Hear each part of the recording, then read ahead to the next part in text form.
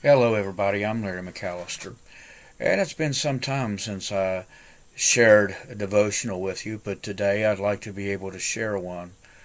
2 weeks ago today, I had the sorrow and yet the honor of performing a funeral service for a very dear friend of mine. And as I was thinking about him and the many things that we had done over the years, we had camped, we had fished, we had traveled, we had laughed together, we had cried together. Uh, a specific area of Scripture came to mind, and it'll sort of come in place in just a second. First of all, let's go to Mark chapter 4, verses 37 to 41. Furious squall came up, and the waves broke over the boat, so that it was nearly swamped. Jesus was in the stern, sleeping on a cushion. The disciples woke him up and said to him, "Teacher, don't you care if we drown?" He got up, rebuked the wind, and said to the waves, "Quiet, be still." Then the wind died down, and it was completely calm. He said to his disciples, "Why are you so afraid? Do you still have no faith?" They were terrified and asked each other, "Who is this? Even the wind and the waves obey him." Probably the last time I was with my friend John, last time we really spent any time together, we went to Lake Erie to go fishing and try to catch the elusive walleye. And if you've never eaten walleye, it's one of the best fish that you'll ever eat, and really enjoyable when there's a lot of them out there and it's easy to catch. And John and I would have fun, and some of the other friends of his, and his brother also.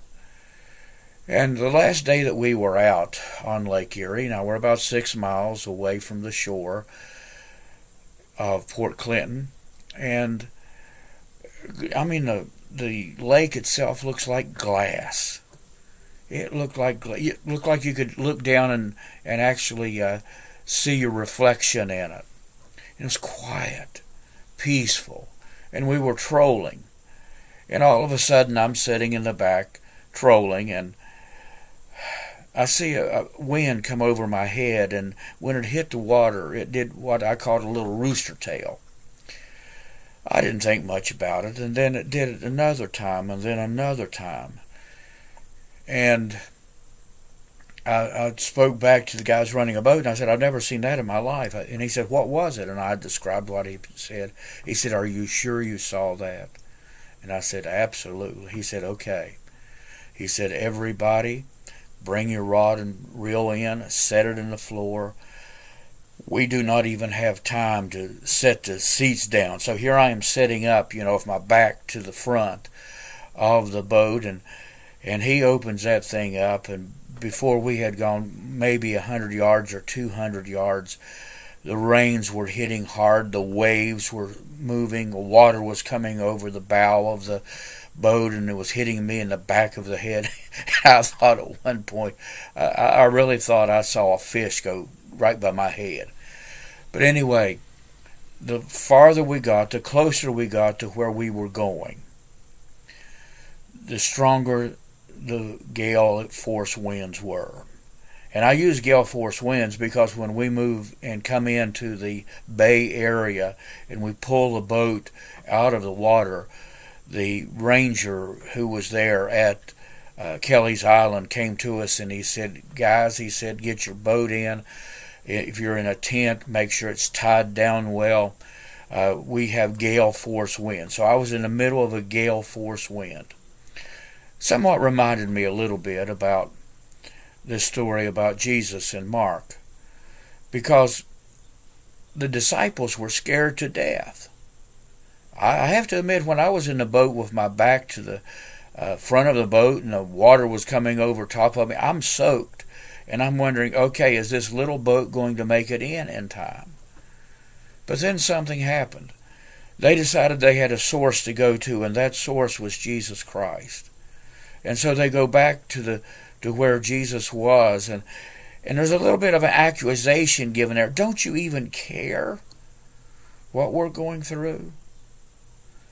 Jesus would later challenge their faith, but he would just say 3 words: peace, be still. And when he said those 3 words, all of a sudden everything calmed. Have you ever been in a place in your life where you felt like the storms were battering, where you felt like there was just no way of rescue, that there was no way of defending yourself, or did anyone even care where you were? I've been there before, and I'm sure you have. But I want you to know something. God is always there, and he's always there to provide for us. He can calm the waves. He can calm all of the problems that we have to face. And I would like to leave you with a simple thought, and that simple thought is this: you will never go through anything in your life that your God is not big enough or strong enough to lead you through it.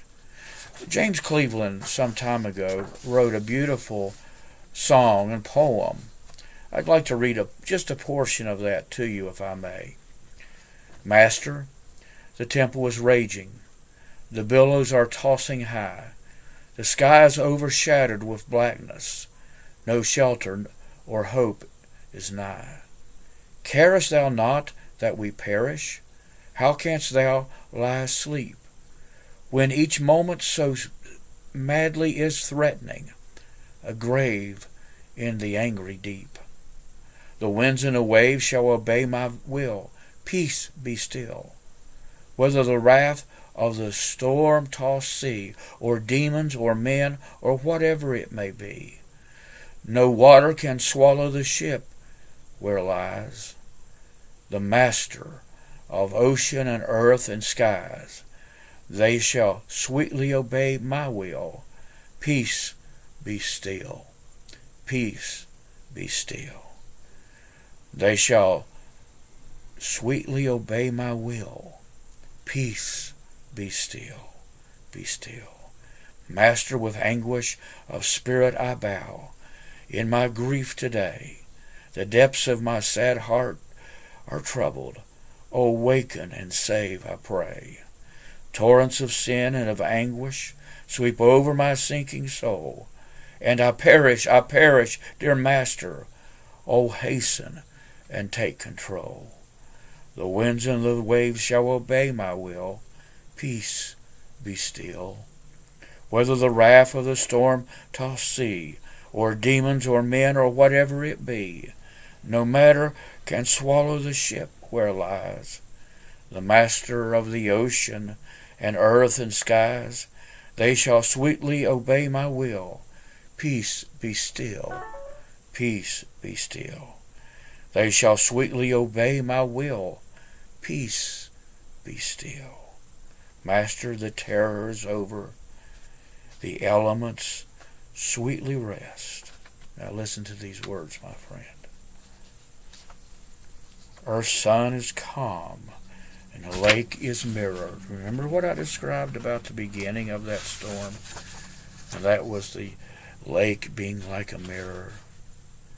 And heaven is within my breast. Linger, O blessed Redeemer. Leave me alone no more. And with joy I shall make the blessed harbor, and rest on the blissful shore. The winds and the waves shall obey my will. Peace, be still. Peace, be still.